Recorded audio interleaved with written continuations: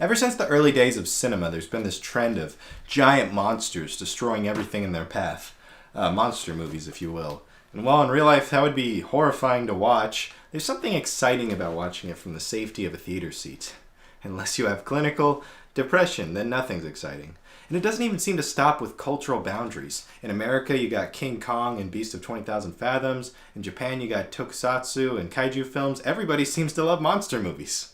Creature features can be found all over the world. Sometimes a rubber suit, sometimes stop motion. Filmmakers from every corner have added their unique touch to the genre. Arguably the most famous monster of all time is Godzilla, the fearsome lizard from Japan.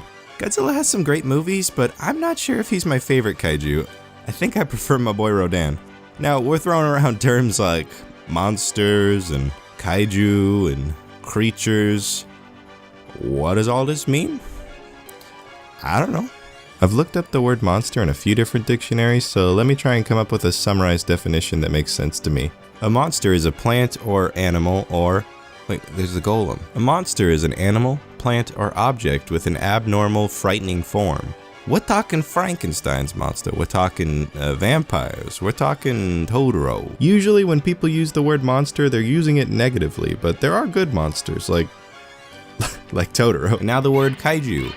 Kaiju is literally Japanese for a strange creature. So what exactly is the difference between a monster and a kaiju?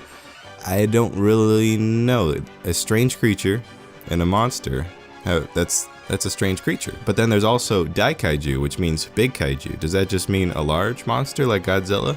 Well, I've heard people use the word Daikaiju to describe powerful monsters, not just big monsters in size. So just to keep things consistent, I'm gonna use the word kaiju to describe giant monsters from Japan, and the word monster to cover every strange creature, including kaiju. Moving over to video games, monsters have always had a big presence in video games through parodies and tributes. That brings us to our subject today.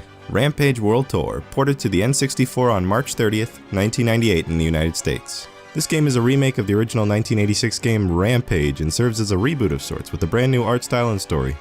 Let's pop it in. Oh. Gotta take it out of the packaging, that's rule 1. Press A button to continue. Rampage is a beat 'em up, but don't be mistaken. Comparing this game to the classic arcade Simpsons and X-Men games is like comparing the 76 King Kong suit to the suit from King Kong vs. Godzilla.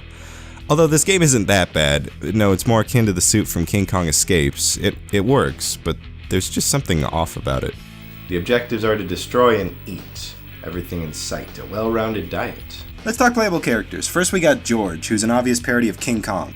It was Mecola that killed the beast. Controversial opinion, but Mighty Joe Young is better than King Kong. The stop motion effects had more weight, they felt less gimmicky, and King Kong had an Asian stereotype. You won't find that kind of bigotry in Mighty Joe Young, let me tell you. Oh, excuse please. Fuck! Plus, Mighty Joe Young had a drunk gorilla, something you'd never find in King Kong. Even 86 King Kong won't take a sip, watch. Oh, hey, now that's some good liquor, son! Although George as a parody really stops at looks, he's missing several key elements that make King Kong, King Kong. Key elements like isolated tribes, Skull Island, Jeff Bridges being cock-blocked by natives, a climactic death, Jeff Bridges being cock-blocked by a giant ape. Actually, if you're at all interested in Jeff Bridges getting cock-blocked constantly, you might be interested in King Kong 76. The flag. That's how you change countries. Alright. We're going to England. Honey pie. Oh, Liverpool. I guess everybody's got something to hide, except for me and my monkey. Oh, dirty I think I met my match. Dude. Oh no, a mech. Even an environmental rapist like you, even you wouldn't be asshole enough to wipe out a unique species of ant. Next we got Lizzie, who's the only girl of the group in an obvious Godzilla parody. Lizzie is far from being the best Godzilla parody, that honor would go to Reptar, but she's certainly not the worst thing to happen to Big G. Ever watched the Hanna-Barbera cartoon? Remember Godzuki? And you thought Manila was bad. The volcano! But this is Alaska. That volcano's been dormant for millions of years. What do you mean, but this is Alaska? Alaska's in the Ring of Fire, you fucking Neanderthal. Aren't you a scientist? Every character is gonna have their low moments. And last we got Ralph, who's a parody of the Wolfman? Maybe? But he never got a kaiju film. Frankenstein did, though. He even got a sequel. There were a few wolf guys in Ultraman, and there's a giant wolf god in Norse mythology, but besides that, Ralph seems to be the most original of the three. I'm so lonely, I wanna die. London Bridge in the background, and in front of it is a series of toy blocks. Oh yes, London is known for its rows and rows of toy blocks. Even an environmental rapist like you, even you wouldn't be asshole enough to wipe out a unique species of okay. That's it for playable characters, but there's one more hidden character. Every time you reach Scum Labs HQ, you eat this toxic waste and become the overpowered nerd. Here's me finding him for the first time. Yes! I have ascended! Yeah, he's cool, but you only get him at specific times, so playing as him gets stale. What they should have done is made him a rare, once-in-a-blue-moon event. That way, finding him would be much more rewarding. Instead, it's like, oh, I'm at the end of a region, better eat the toxic waste and demolish the place. Oh, I got mega food! Oh, cow! Get the cow! Get the cow! Yeah, Dublin was destroyed. The poor Irish. As if the English didn't do enough to them. I mean, the Irish did technically give them Gorgo, so... They had their revenge, kind of. Indirectly. Then again, that wasn't real. And with that, you have the Wrecking Crew. Although they don't got much to them, I have to admit these three have earned their spot among other recognizable video game characters. Their color pattern and design combined lead to a recognizable image in gaming. Here we have an angry capitalist. Puffing away. I've read that there's slight differences in stat between all the characters, but to be honest, they all feel exactly the same to me. I think George climbs a little bit faster and Lizzie's a little bit weaker than the others, but I can't tell if I'm imagining it or not. So basically, I don't think there's too much of a difference. They all feel the same, so it really doesn't matter which one you pick. It's all cosmetic. Wait, hold on, go back. Holy cow. Ooh, a nice family. There we go. Oh shit. God struck me down. What's the point of the game? Well, 3 employees of the company Scum Labs were mutated in a freak accident a la giant explosion, turning them into the Wrecking Crew. With revenge in their creepy red eyes, they embark on a world tour, as the name implies, to wipe Scum Labs off the face of the earth. I know I left too much mess and destruction to come back again. They do nothing but destroy. It's like they're on a rampage or something. You always start off in the town of Peoria.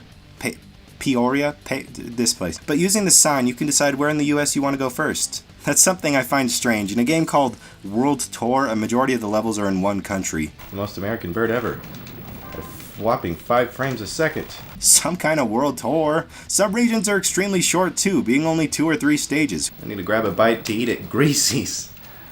The most American restaurant. Who made this game? Americans? You'll spend a big chunk of this game's 130 levels in the good old US of A. That's right, 130 levels. I'll get more into this in a moment, but that is way too many fucking levels. I'm sorry. Beat 'em ups are a very hit or miss genre. They're mindless button mashers, so they can't be too long or else the game gets repetitive and boring. Well, I was one unhappy fool in Chicago Loop.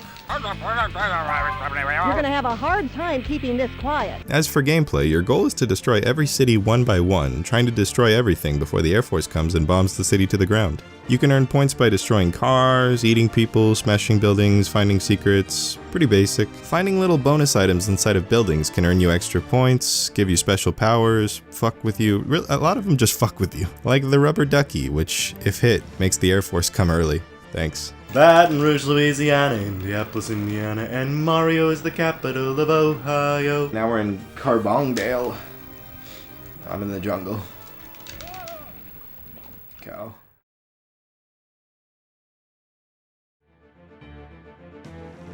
The controls feel stiff. You can only punch in 4 directions for some reason.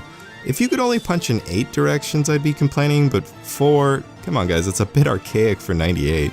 Also, I don't know if it's just me, but there seems to be input lag. I'll press the A button at the perfect time, but the stupid monster won't swing until a full second has passed. You fucking dolt, just hit him! You have other attacks, like this impractical Bruce Lee kick. Ow! Oh shit. The stomp move is the easiest way to destroy buildings, but it becomes so mindless just jamming A down, A down.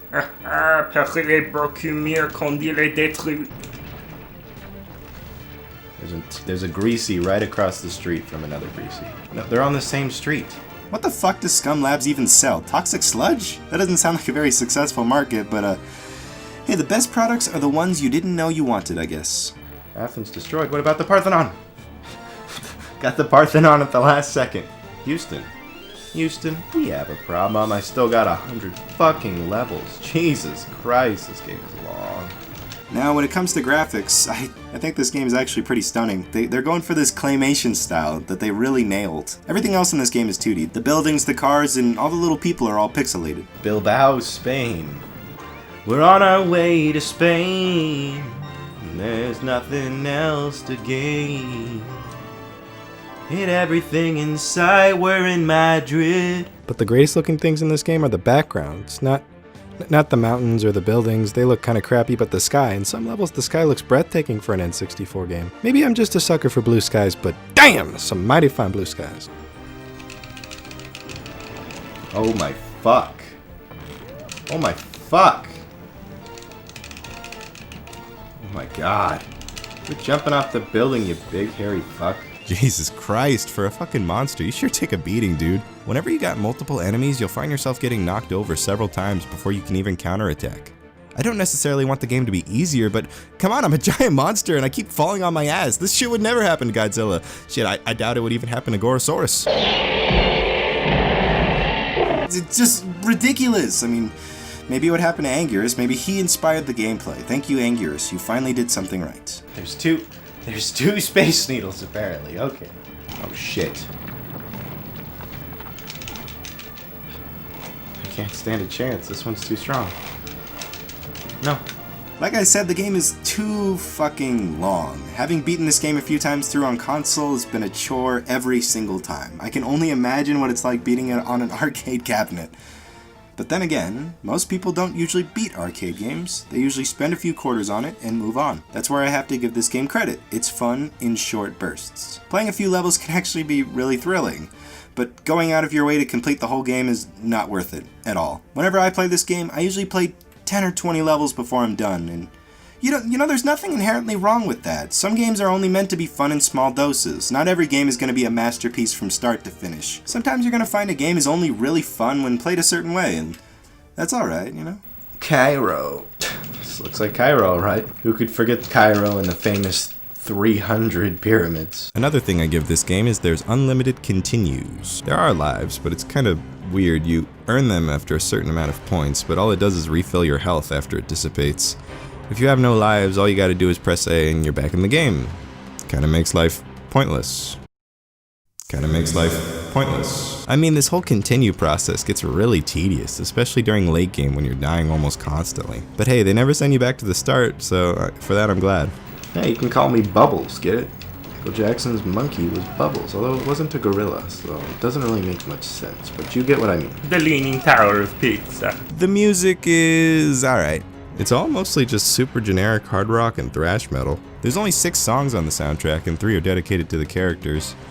Georgia's song is straight up just called King Kong. As for sound effects and sound direction, it's okay. You just hear a lot of explosions and the same bit-crushed scream. It's funny though, because the screams kind of pile up, especially when you hit a building and all the onlookers fall out the window. God fucking damn it, you fucking piece of shit. Fuck this fucking dumbass, fucking repetitive ass, boring fucking game. Got another fucking 100 levels. Fuck. Toxic Hollow. Where's that? Where am I? Thought I beat the damn game. Oh. The fuck? The fuck? He turned himself into one of those squishy stress things.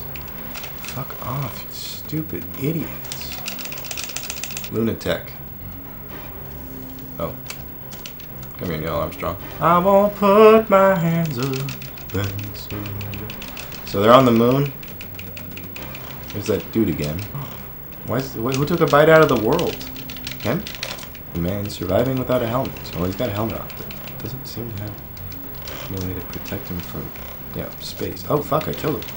Just a pile of goo now. Dun, dun, dun, dun. Proudly walk. I beat it. I got a B. Oh, no, that's my name. You can call me Lug. Yay. Oh, a rocket ship. Dr. Elizabeth Veronica, sole surviving Scumline employee, descends to the lunar surface where the three monsters are all staring at her. Okay. Determined to wipe out their few remaining traces of her employer's corrupt legacy.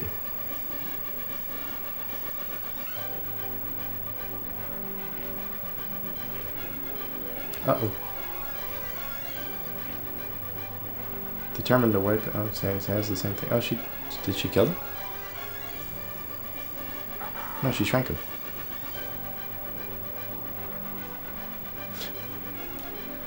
Oh!